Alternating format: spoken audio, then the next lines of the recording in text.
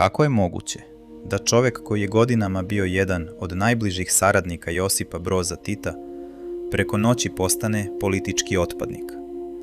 Čovjek koji je kontrolisao jednu od najmoćnijih tajnih službi u Europi, čovjek koji je doslovno stvorio bezbednosni aparat Jugoslavije i držao u rukama tajne cele države, od običnog radnika do samog partijskog vrha. Njegovo ime izazivalo je strahopoštovanje. Zvali su ga prosto drugi čovjek Jugoslavije. A onda, u julu 1966. godine, sve je nestalo. Paradoks njegovog pada jedan je od najfascinantnijih trenutaka jugoslovenske istorije. Aleksandar Ranković, poznatiji u narodu kao Leka, bio je među onima koji su pomagali Titu da izgradi i često vrlo brutalno učvrsti novu vlast. A nekoliko decenija kasnije, upravo je taj isti Tito orkestrirao ili u najmanju ruku dozvolio njegovo potpuno političko uništenje. Zašto? Da li je Ranković zaista spremao državni udar i prisluškivao svog vrhovnog komandanta? Ili je bio samo prepreka na putu ka novoj Jugoslaviji, u kojoj za njega i njegove metode više nije bilo mesta? Ovo je priča o surovoj moći, najmračnijim tajnama, političkoj paranoji i konačnom padu. Da bismo suštinski razumjeli njegov pad, moramo prvo sagledati taj neverovatni uspon. Aleksandar Ranković rođen je 1909. godine u selu Draževac blizu Obrenovca, u jednoj siromašnoj, tipičnoj radničko-seljačkoj porodici tog vremena. Rano je ostao bez oca, a u Beograd je došao trbuhom za kruhom, kako bi učio abadžijski, odnosno krojački zanat. Upravo tu, u teškim uslovima starog Beograda, mladi Leka dolazi u kontakt sa radničkim pokretom i ilegalnom komunističkom partijom Jugoslavije. Njegova posvećenost ideji bila je gotovo fanatična. Već u svojim ranim 20. godinama postaje istaknuti član partije, biva hapšen i trpi strahovitu policijsku torturu u zloglasnoj beogradskoj glavnjači. Nakon toga provodi teške godine na robiji u kazamatima Sremske Mitrovice i Lepoglave. U tim memljivim zatvorima Kraljevine Jugoslavije iskalio je svoju lojalnost, disciplinu i nepokolebljivu čvrstinu, osobinu koja će od njega napraviti savršenog partijskog vojnika.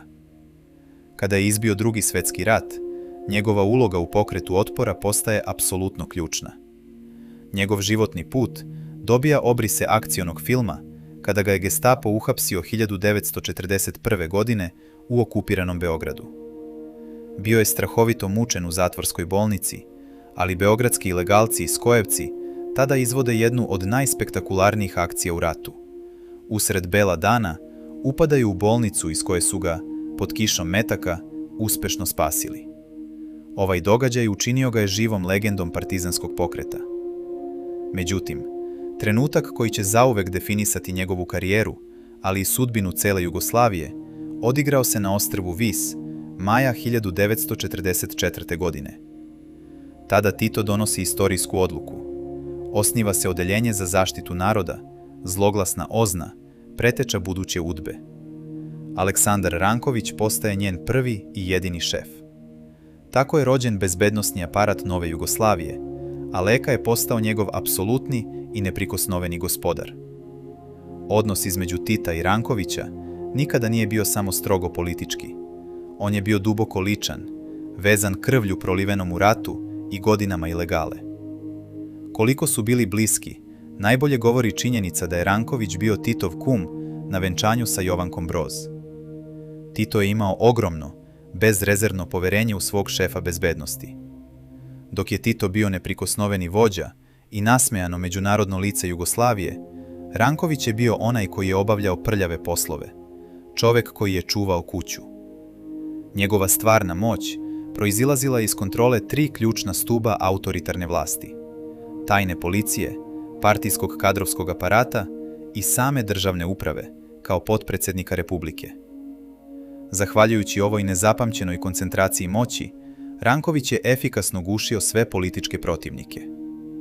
Njegova nevidljiva ruka stizala je do predratne buržoazije, preko partijskih drugova informbirovaca poslanih na Goli otok, pa sve do emigracije rasute po celom svetu. Da bismo zaista shvatili zašto se toliko ljudi plašilo Rankovića, moramo pogledati šta je zapravo bila UDBA 50. i 60. godina prošlog veka. To nije bila samo obična obaveštajna služba. UDBA je bila država u državi. Jugoslovenska tajna policija bila je ključna za opstanak režima, posebno nakon krvavog raskida sa Sovjetskim savezom 1948. Praćenje protivnika režima, ali i običnih građana, bilo je masovno i sveprisutno. Agenti UDBE bili su svuda, u fabrikama, na univerzitetima, među elitom, umetnicima i novinarima. Sistem doušnika bio je toliko razgranat da se u narodu ubrzo uvukao onaj zlokobni šapat: ozna sve dozna. Jedno od najkontroverznijih poglavlja Rankovićeve duge karijere bez sumnje je vezano za Kosovo. 50. godina, u strahu od uticaja Envera Hodže i narastajućih međuetničkih tenzija, bezbednosni aparat je na Kosovu sprovodio izuzetno čvrstu i represivnu politiku. Vrhunac te politike bila je akcija masovnog otkupa i zaplene oružja od 1955. do 1956. godine. Tokom te akcije UDBA je sprovodila rigorozne pretrese albanskih sela uz izuzetno grube metode, masovna batinanja i policijsku represiju. Za većinsko albansko stanovništvo Ranković je postao personifikacija srpske hegemonije i policijskog terora. Za zvanični Beograd to je bio neophodan način za očuvanje teritorijalnog integriteta države. Ovaj čvrsti policijski kurs stvorio je tempiranu bombu. Kada Ranković konačno padne, politički kurs Kosova drastično će se promeniti, vodeći ka demonstracijama i kasnijim sudbonosnim ustavnim promjenama koje će preoblikovati Jugoslaviju. Ali, postavlja se pitanje, ako je on bio toliko bespogovorno lojalan Titu, ako je samo radio ono što se od njega tražilo, gde je onda puklo? Tektonski preokret nije se dogodio preko noći. Tokom ranih 60-ih Jugoslavija se našla na ozbiljnoj političkoj raskrsnici. Ekonomija je počela da stagnira, a unutar vrhova partije formirale su se dve potpuno suprotstavljene struje. Na jednoj strani bili su reformatori i federalisti, predvođeni slovenačkim i hrvatskim liderima Edvardom Kardeljom i Vladimirom Bakarićem. Oni su glasno tražili decentralizaciju države, više slobode za republike i tržišne reforme. Na drugoj strani stajao je Aleksandar Ranković, kao nepokolebljivi čuvar snažne, centralizovane Jugoslovenske federacije. Iako lično nije bio srpski nacionalista, mnogi su u Hrvatskoj i Sloveniji njegov centralizam vidjeli kao masku za srpsku dominaciju. Tito je prvobitno balansirao, ali kako su pritisci reformista rasli, postajalo je jasno da decentralizacija ne može proći sve dok moćni gospodar tajni stoji kao fizička prepreka na tom putu. Uz to, tu je bila i Jovanka Broz, koja je razvila ogromnu paranoju prema Rankoviću, duboko uverena da UDBA špijunira predsjednički par. I tako dolazimo do trenutka koji će izmeniti tok istorije. 1. jula 1966. godine na rajskom ostrvu Brioni održana je čuvena 4. sednica Centralnog komiteta, poznata kao Brionski plenum. Sastanak je pripreman u apsolutnoj tajnosti i iza Rankovićevih leđa. Istragu protiv UDB vodila je Vojna služba bezbednosti, KOS. Bio je to jasan signal da je Tito iskoristio vojsku kako bi srušio tajnu policiju. Rankoviću su iznete stravične, gotovo neverovatne optužbe.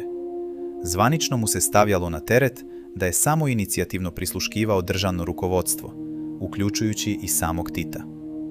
Navodno su pronađeni mikrofoni u Titovoj rezidenciji na Brionima, u njegovom kabinetu, pa čak i u spavaćoj sobi. Međutim, kada se danas hladne glave sagleda taj događaj, istorija nudi drugačiju sliku. Mnogi moderni istoričari, kao i tehnički stručnjaci iz tog vremena, duboko sumnjaju da je prisluškivanja ikada bilo. Tehnička komisija bila je sastavljena pod kontrolom KOS-a s jasnim ciljem. Veruje se da su ti takozvani mikrofoni zapravo bile stare telefonske instalacije. Ne postoji ni jedan jedini dokaz da je Ranković iskoristio bilo kakve snimke protiv Tita. Ipak, istina na tom plenumu nije bila važna, jer je presuda doneta mnogo pre partijskog suđenja. Na samom plenumu, svestan da mu je postavljena zamka iz koje nema izlaza, Ranković doživljava blagi infarkt. Nije se branio. U poslednjem činu lojalnosti sistemu i čoveku kome je posvetio život, pokazao je apsolutnu poslušnost. Mirno je podneo ostavku na sve državne i partijske funkcije. Drugi čovek Jugoslavije eliminisan je u jednom danu, u tišini, bez kapi krvi i bez ispaljenog metka. Ono što je usledilo bila je brutalna čistka. Bezbednosne strukture i partijski aparat u Srbiji temeljno su očišćeni od njegovih kadrova. Sam Ranković penzionisan je i ostavljen da živi u strogom unutrašnjem egzilu. Živeo je potpuno izolovano, u Beogradu i Dubrovniku. Iako je imao vremena i prilike, nikada se nije oglasio. Nikada nije napao Tita, niti je napisao memoare. Svoje ogromne tajne, a znao ih je više nego bilo ko, odneo je u grob. U Srbiji je njegov pad doživljen kao težak nacionalni poraz, a mit o njemu, kao nepravedno stradalom braniocu, rastao je u kafanama u tišini.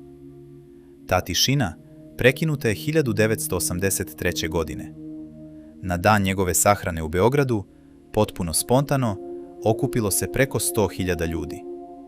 Bila je to prva masovna politička demonstracija nezadovoljstva i mračan uvod u dramatične događaje koji će uslediti krajem decenije. Danas, ime Aleksandra Rankovića duboko deli javnost. Za jedne, on ostaje zlokobni simbol represivnog sistema, brutalnosti i nemilosrdne političke policije. Za druge, on je tragična figura, vrhunski patriota, državnik čvrste ruke, koji je sramno zbačen u montiranom procesu da bi se slomila kičma Srbiji.